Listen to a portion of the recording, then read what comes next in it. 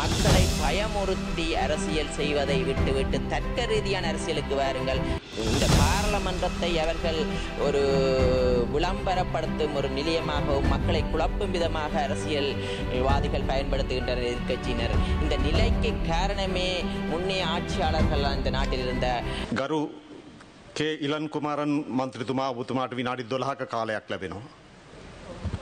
சபைக்கு தலைமை தாங்கும் கௌரவ உறுப்பினர்களே, அதே நேரம் இந்த இடத்தில் இருக்கும் சக உறுப்பினர்களுக்கும் நான் கூறிக்கொள்ள வேண்டிய விடயம், உண்மையாகவே இன்று வாகன இறக்குமதி தொடர்பான ஒரு விவாதம். இதுவரை காலமும் வாகனங்கள் நாட்டுக்குள் இறக்குமதி செய்தால் இந்த நாட்டின் டொலர் பெறுமதி அதிகரித்துவிடும் என்று கூக்குரலிட்ட எதிர்க்கட்சியினர் இன்று வாகனம் இறக்குமதி செய்கின்றோம். அதே நேரம் வாகனம் இறக்குமதி செய்ததிலிருந்து லக்ஸரி டேக்ஸை நீக்கி இருக்கின்றோம். இன்று 50 லட்சத்திற்கு குறைவான வாகனங்களுக்கு லக்ஸரி டேக்ஸை நீக்கி சாதாரண மக்களும் வாகனங்களை கொள்முதல் செய்யக்கூடிய ஒரு நிலையை நாட்டில் ஏற்படுத்தி இருக்கின்றோம். ஏனென்றால் இன்று நாட்டில் சுற்றுலா பயணிகளின் எண்ணிக்கை அதிகரித்து வருகின்றன. அதனால் புதிய வாகனங்கள் சுற்றுலா பயணிகளுக்கு தேவை. அதே நிமித்தம் சாதாரண மக்களும் அந்த வாகனங்களை பெற்று இந்த நாட்டின் சுற்றுலா பயணிகளுக்கு சேவை ஏற்படும் போது இந்த நாட்டுக்கு போதிய டொலர் வருமானம் ஒன்று வருவது இந்த சாதாரண மக்கள் கொள்முதல் செய்வதற்காக லக்ஸரி டேக்ஸை நாங்கள் 50 லட்சத்துக்கு குறைஞ்ச வாகனத்துக்கு இறக்குமதி செய்திருக்கிறோம். ஆனால் இன்று பலர் எதிர்க்கட்சி உறுப்பினர்கள் இன்று வந்து கூக்குரல் இடுகின்றார்கள். உப்பை சுத்தியே அவர்கள் சுத்தி கொண்டிருக்கிறார்கள். ஆனால் இந்த சபையில் உரையாற்றி விட்டு பார்க்கும்போது எல்லோரும் வீடு சென்று விட்டார்கள், வியாபாரத்துக்கு சென்று விட்டார்களோ தெரியாது. இங்கே இந்த பாராளுமன்றத்தை அவர்கள் ஒரு விளம்பரப்படுத்தும் ஒரு நிலையமாகவும் மக்களை குழப்பும் விதமாக அரசியல்வாதிகள் பயன்படுத்துகின்றனர் எதிர்க்கட்சியினர். இந்த நிலைக்கு காரணமே முன்னே ஆட்சியாளர்கள் இந்த நாட்டில் இருந்த உண்மையாக பல புலம்பெயர் தேசங்களிலிருந்து வெளிநாட்டு முதலீட்டாளர்கள் வரும்போது அதற்கு தரகு பணங்களை கேட்டிருந்தார்கள்.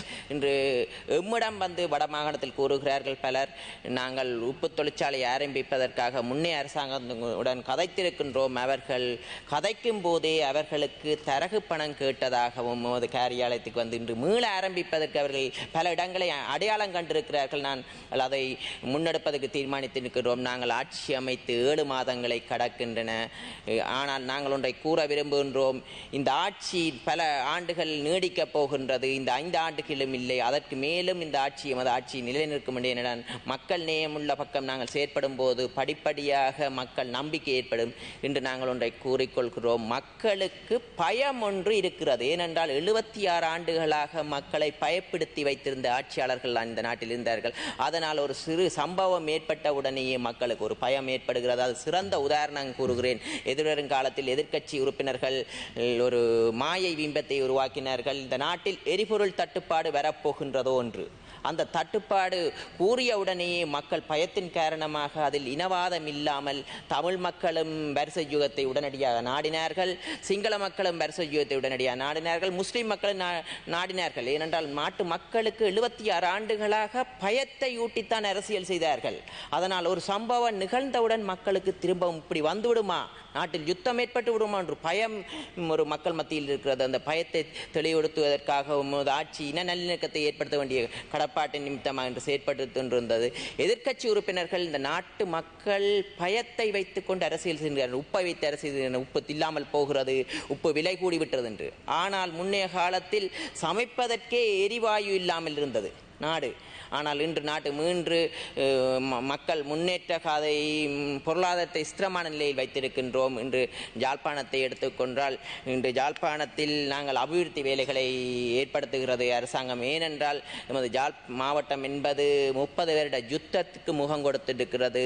தென்பகுதியை விட 30 வருஷம் நாங்கள் பின்னோக்கி நிற்கின்றோம். அதனால் இந்த எமது தேசிய மக்கள் சக்தி அரசாங்கம் வடமாகாணத்துக்கு அதிகளவான நிதிகளை விடுவித்து அதே நேரம் சர்வதேச விளையாட்டு மைதானங்களையும் உருவாக்க வேண்டும் என்ற நிலைப்பாடு இருக்கிறது. இந்த 16 ஆண்டுகளாக இந்த எதிர்க்கட்சி உறுப்பினர்கள், எதிர்க்கட்சியில் இருப்பவர்கள், ஆண்டவர்கள், இந்த நாட்டை ஆண்டவர்கள் எதையும் செய்யவில்லை இந்த நாட்டின் வடமாகாணத்திற்கு. ஏனென்றால் வடமாகாணத்தை அபிவிருத்தி செய்யும் இலக்குடன் அவர்கள் செயற்படவில்லை. இனவாத ரீதியில் திரும்பவும் இனவாதம் கதைத்தே ஆட்சியை கொண்டு சென்றார்கள். நாட்டை அபிவிருத்தி செய்தோம் என்றில்லை. இன்று எமது அரசாங்கமானது சிறந்த முறையில் பக்கச்சார்பு இல்லாமல் தமிழ், சிங்கள, முஸ்லிம் மக்கள் அனைத்து மக்களின் அபிவிருத்தியை இலக்காக கொண்டு நாட்டின் அபிவிருத்தி இலக்காக கொண்டு செல்ல வேண்டும். ஏனென்றால் இந்த நாட்டில் இன்ன நல்லிணக்கம் ஒன்று ஏற்படும் பட்சத்தில் தான் இலங்கை முன்னேற்ற பாதையை இட்டுச் செல்லும் என்பது திடமான நம்பிக்கை இருக்கிறது எமது அரசாங்கத்துக்கு. அதே நேரம் இன்று எமது நாட்டின் ஜனாதிபதி அவர்கள் இராணுவ வீரர்களை மரியாதை செய்யும் போது இன்று முதல் முறையாக காயமடைந்த இராணுவத்திடம் சென்றிருந்தார். அதன் பிறகு அவர்கள் பெற்றோரை சந்திக்கிறார். நினைவு அந்த இடத்தில் சென்று உரையாற்றும் போது தமிழ் மக்களையும் பாதிக்காத வகையில் சிறந்த இனவாதம் இல்லாத ஒரு சிறந்த உரையாக வடமாகாணத்தில் பார்க்கின்றனர். ஆனால் எமது அரசியல்வாதிகள் தமிழ் அரசியல்வாதிகள் திரும்பவும் இனவாதத்தை தூண்டும் விதமாக செயற்படுகிறார்கள். அது இந்த உள்ளூராட்சி சபை தேர்தல்களில் வெளிப்பட்டது. ஏனென்றால் எமது பிரதேசத்தில் போலி துண்டு பிரசுரங்களை என்பிபி ஆதரவாளர்கள் அணி என்ற ஒரு போலி துண்டு பிரசுரத்தை விநியோகித்தார்கள். எவ்வாறென்றால் பௌத்த கொள்கையை பின்பற்ற வேண்டும் கட்டாயமாக தமிழ் மக்கள் என்ற ஒரு போலி பிரச்சாரத்தை செய்திருந்தார்கள் வடமாகாணத்தில். ஏனென்றால் அவர்கள் முன்னைய காலத்தில் ஆளுங்கட்சியில் இருப்பவர்கள் தான் போலி பிரச்சாரத்தை செய்வார்கள் ஒழிய எதிர்த்தரப்பில் இருப்பவர்கள் போலி பிரச்சாரத்தை செய்வதில்லை. ஆனால் இன்று எமது எதிர்த்தரப்பில் இருக்கும் தமிழ் கட்சிகள் இவ்வாறான போலி பிரச்சாரத்தை செய்தார்கள். நாங்கள் அந்த தேர்தல் களத்தில் எந்த போலி பிரச்சாரத்தையும் செய்யவில்லை. எமது நாட்டின் ஜனாதிபதி யாழ்ப்பாணத்துக்கு வந்து கூறியிருந்தார், அதிகளவான வேலைவாய்ப்பு வடமாகாணத்தில் இருக்கின்றது, 30,000 வேலைவாய்ப்பு இனங்காணப்பட்டிருக்கிறது, அது 16,000 பேர் வடமாகாணத்தில் இருக்கின்றது என்று கூறியிருந்தார்கள். ஆனால் நாங்கள் மக்கள் மத்தியில் எந்த போலிப்பும் போய் உங்களிடம் பயோடேட்டாவை தருங்கள், உங்களுக்கு வேலை நியமித்து தருகின்றோம் என்று போலி பிரச்சாரம் செய்யலாம். நாங்கள் கொள்கை ரீதியாக தர்க்க ரீதியாக நாங்கள் மக்களுக்கு தெளிவுபடுத்தினோம். ஆனால் நாங்கள் இந்த போலி பிரச்சாரங்களை கண்டு தமிழ் மக்கள் ஏமாறவில்லை என்பதை திடமாக நாங்கள் இந்த இடத்தில் கூறுகிறோம். ஏனென்றால் நாங்கள் 2வது ஸ்தானத்தில் எம்மை தமிழ் மக்கள் போலி பிரச்சாரம் செய்தாலும் 2வது இடத்தில் இன்று வைத்திருக்கிறார்கள் வடமாகாணம். இந்த அரசியல்வாதிகளுக்கு ஏதாவது தொங்குவதற்கு இடம் கிடைத்தால் அதில் தொங்கி குளிர்காய்வது வடிவாக தெரிந்துவிடுகிறது. பலர் இன்று கூறுகிறார்கள், காணி சுவீகரிக்க போகிறார்கள் தேசிய மக்கள் சக்தி. அவ்வாறு நாங்கள் ஒன்றை கூறுகிறோம், அந்த சுயரிப்பானது மக்களுக்காக நலன் சார்ந்துதான் நாங்கள் செயற்படுகிறோம். ஏனென்றால் யாழ்ப்பாணத்தை எடுத்துக்கொண்டால் காணி பிரச்சனை என்பது பல இன்னல்களை கொடுக்கின்றார்கள். ஏனென்றால் அவர்களுக்கு உறுதிப்பத்திரம் இல்லை, விவசாயம் செய்கின்றனர், விவசாயம் செய்யும் போது அவர்களுக்கான உறுதி அந்தஸ்து வழங்கப்படவில்லை. இன்று யாழ்ப்பாணத்தில் பலர் உறுதிகளை துளைத்து விட்டார்கள். ஆனால் ஒரு வீட்டுக்கு 2 உறுதிப்பத்திரம் இருக்கிறது. இன்று சட்டத்தரணிகள் பல நுட்பமான முறையில் 2 உறுதிப்பத்திரம் கூட முடித்து இந்த நீதிமன்றத்தில் வழக்குகள் நடைபெறுகின்றன. அதே நேரம் யுத்த காலத்தில் சுகீகரிக்கப்பட்ட இடங்கள் கூட எடுத்துக்கொண்டால் முன்னைய அரசாங்க ஆதரவுடன் பல இடங்களை புலம்பெயர் தேசத்தில் இன்று வசிக்கின்றனர்கள். சுருக்கமாக சொன்னால் சிறுகா தியேட்டர் என்ற ஒரு தியேட்டர் இருக்கின்றன. முன்னைய ஆட்சியாளர் அமைச்சர்களாக இருந்தார், அது ஒரு தனிநபருடைய காணி, அதை சுவீகரித்து வைத்துக் கொண்டு இன்று வரைக்கும் விடவில்லை. அதே நேரம் அதற்கு அருகில் இருந்த கடையையும் சுவீகரித்து வைத்திருக்கிறார்கள். எதிர்வரும் காலத்தில் மக்களுடைய காணிகளை நாங்கள் மக்களிடமே ஒப்படைப்போம். அந்த சுவீகரிப்பானது அன்றத்தோழர் ஒன்று கூறியிருந்தார், வடமாகாணத்தில் அதிகளவான தெங்கு உற்பத்தி வலயங்களை அடையாளம் கண்டிருக்கிறோம். ஏனென்றால் அந்த பிரதேசங்களை நாங்கள் அடையாளம் காண வேண்டும். இன்று அரசு காணி எது, தனியார் காணி எது என்று தெரியாமல் இருக்கிறது. இவ்வாறான நாங்கள் ஒரு சட்டமூலத்தை கொண்டு வரும் போது எங்களுக்கு நம்பிக்கை இருக்கிறது. அந்த அடையாளப்படுத்தும் போது நாங்கள் யாருடைய வீட்டையோ குடிமனைகளை ஒழுப்பி நாங்கள் சுவீகரிக்க போறதில்லை. அவ்வாறு நாங்கள் செயற்படுமா இருந்தால் திரும்பவும் இன நல்லிணக்கம் ஏற்படாது இந்த நாட்டில். அதனால் நாங்கள் அதை அடையாளம் படுத்தும் போது அவர்கள் தங்களுடைய ஒரு அத்தாட்சி பத்திரங்களை, சுருக்கமாக சொன்னால் கிராம சேகரிடம் அந்த பிரதேசத்தில் விவசாயம் செய்வதற்கான குறிப்பிட்ட கால நடவடிக்கையை காட்டுவார்களானால் அவர்களுக்கான உறுதிப்பத்திரத்தை வழங்குவதற்கு நாங்கள் தீர்மானித்துள்ளோம். ஏனென்றால் அதுக்கு சின்ன உதாரணம் கூறுகிறோம். நாங்கள் இனவாதம் என்று கூறுகிறார்கள் தேசிய மக்கள் சக்தி.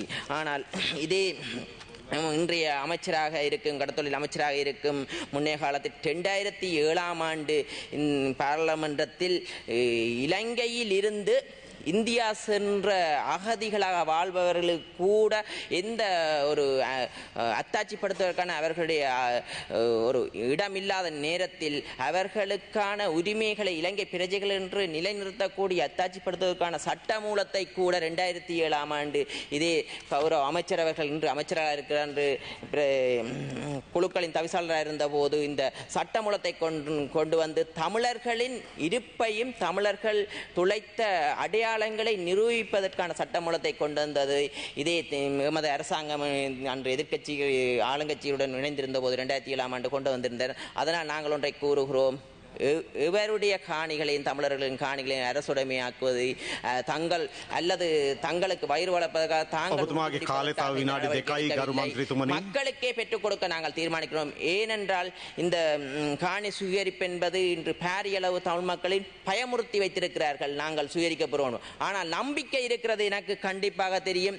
இந்த உறுதிப்பத்திர சுயரிக்கும் போது பல அரசியல்வாதிகள் வெளிப்படுத்தல் உறுதிகளை முடித்துக் கொண்டு வருவார்கள். அவர்கள் சொந்த உறவினர்கள் தங்களுடையது என்று. ஏனென்றால் இன்று நமக்கு தெரியும் பல அரசியல்வாதிகள் பல சுவாந்தர்களாக ஆகிவிட்டார்கள். நில சுவாந்தர்களாகி இருக்கிறார்கள். மறைமுகமாக தமது உறவினர்கள் சொந்தங்கள் என்று பல காணிகளை வைத்திருக்கிறார்கள். இன்று அரசியலுக்கு வந்தாலேயே உழைக்கலாம் என்ற எண்ணக்கருதான் பலருக்கு இருக்கிறது. ஆனால் இந்த தேசிய மக்கள் சக்தி மாற்றத்தை ஏற்படுத்தி இருக்கிறது. அரசியலில் பிழைப்புவாத அரசியலை களைந்திருக்கிறது. ஏனென்றால் இன்று அவர்களது பென்ஷன்களை நிப்பாட்டப் போகின்றது. எதிர்வரும் காலத்தில் அவர்களது வரப்பிரசாதங்களை இல்லாமல் குறைக்கப் போகிறது. ஏனென்றால் நாங்கள் நினைக்கின்றோம் இந்த பாராளுமன்ற உறுப்பினர் பதவி என்பது எங்களுக்கு சொந்தமானதில்லை, மக்களுக்கு. அதனால் மக்களுடைய சேவையை இலக்காக கொண்டு தேசிய மக்கள் சக்தி செயற்படும் என்பதை இந்த இடத்தில் ஆணித்தனமாக கூறுகிறோம். மக்களை பயமுறுத்தி அரசியல் செய்வதை விட்டுவிட்டு தர்க்க ரீதியான அரசியலுக்கு வாருங்கள்.